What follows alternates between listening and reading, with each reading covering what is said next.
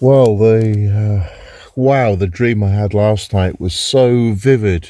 It wasn't lucid because I was really, immersed in the circumstance, but it took me back about 2 decades when I was a beer festival tour guide of European cities.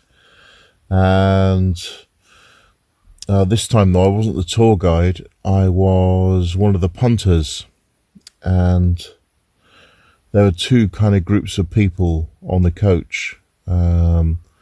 I think I was with a parkour crowd because I like watching parkour videos, and somehow all the people I watch in parkour videos were like on my side. And then there was a bunch of feminazis from some equality commission. And can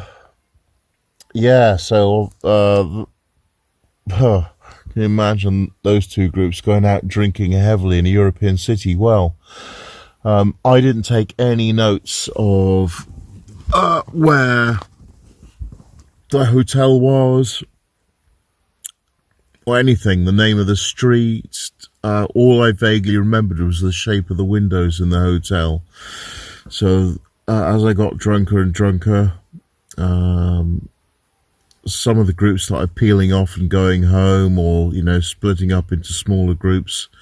And eventually I found myself after a fight with one of the feminazis. She was walking behind me, kicked me in the nuts, and I just instinctively turned around and just kicked whoever it was in the gut and punched them in the face as they fell like. And then I realised it was a feminazi, and I said to her, "How's equality working out for you now, pal?"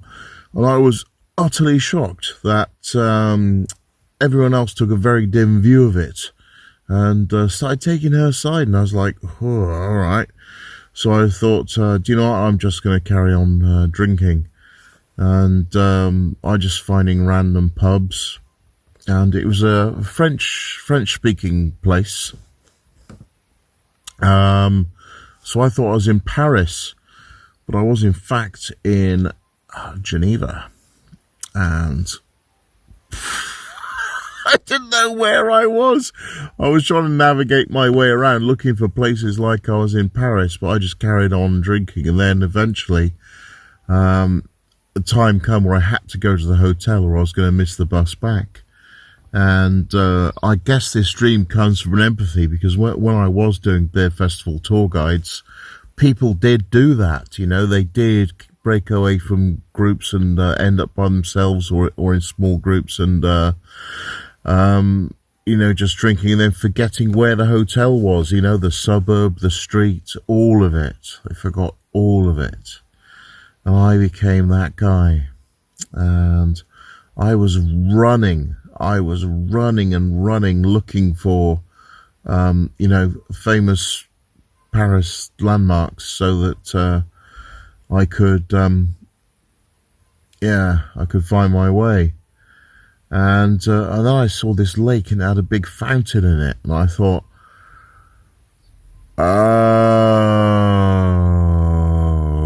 oh, it's Geneva. And I thought, well, I'm screwed. I don't know this place. Yeah, and then that adventure continued then of me being completely lost and the horror building, and I was running and running and running, as the hangover was building and building, and legs tiring, and just hoping to find the hotel. And then I saw out the corner of my eye the shapes of the windows. And I came back in, and they were all having breakfast there, and it was brilliant. I just, got a bowl out, and the yogurt and all the continental breakfast stuff, ham and cheese sandwiches and yogurt. And completely forgot about the incident the night before, which they started to raise again. And I was like, oh, for God's sake, just leave me alone. I've been up all night, and I just didn't deal with it at all. And then I woke up here in a small village in Cornwall. My goodness, you've been listening to a 5-minute dream anecdote. But I was in it all night. I mean, that was a continuous 8 hours of that. Didn't even get it for a pee. It was that deep. And I only put the diesel heater on to get into bed. And then once I was in the duvet and quite comfy, I switched it off, and it's gone down to 12 Celsius inside the van. That's why I slept so well. I had my my body was kept warm, and my head and arm outside, and that was just right for a good sleep. Lovely.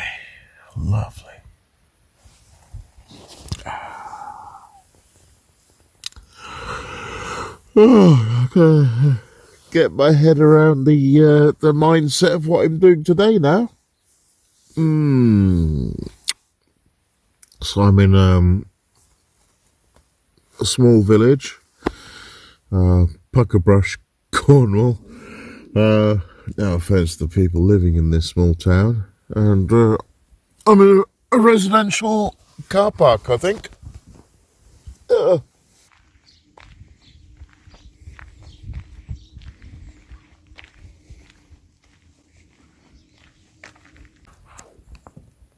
And it's coming up to 9 in the morning. And last week of January's just begun now, so it must be probably the 21st of January, something like that. No, we're not. Hang on, let me give you the real date. 23rd of January. Sunday. Church bells are ringing.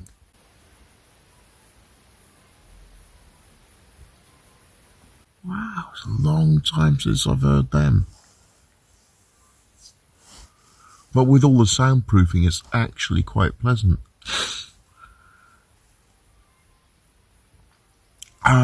Starting to dry up now with things to say. How does Chalky do it? He can just waffle on for 10 minutes straight. Oh, he doesn't. He's starting to split it into clips now, isn't he?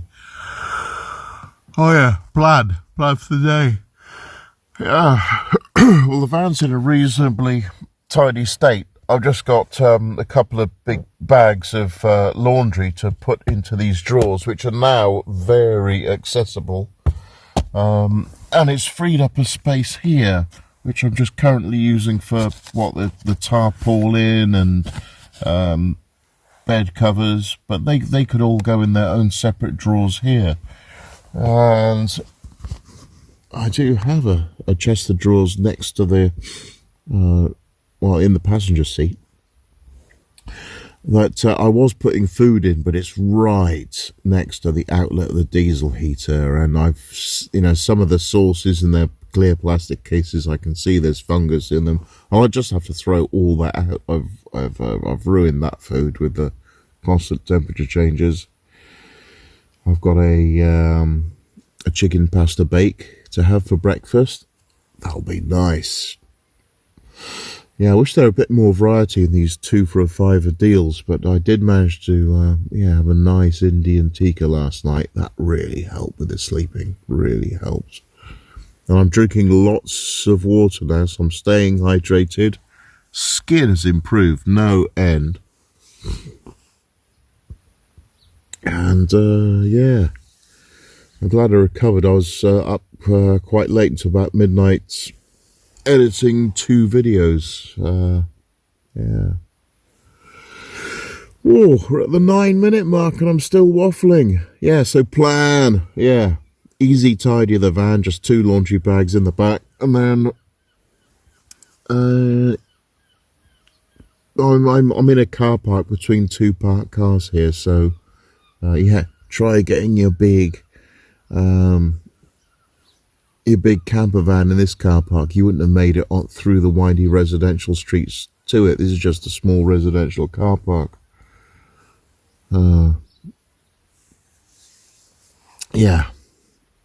Cornwall. I'm on the south coast of Cornwall. I bypassed Plymouth by going up the extremely scenic Tamar Valley that you'd have seen possibly in the previous episode.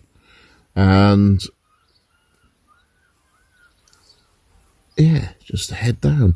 I think Polperro and Loo, those are two wonderful coastal villages. I might even put a parking budget into Polperro if need be, or do a bit of walking. Yeah.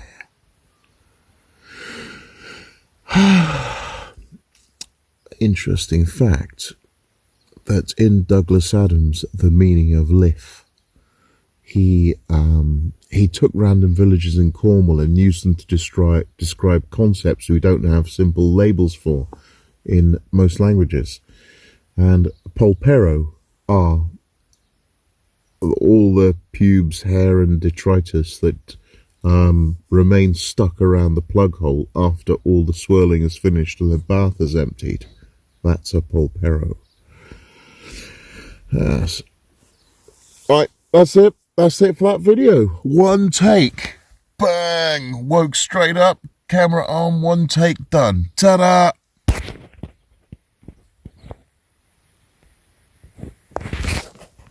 How do I switch the bloody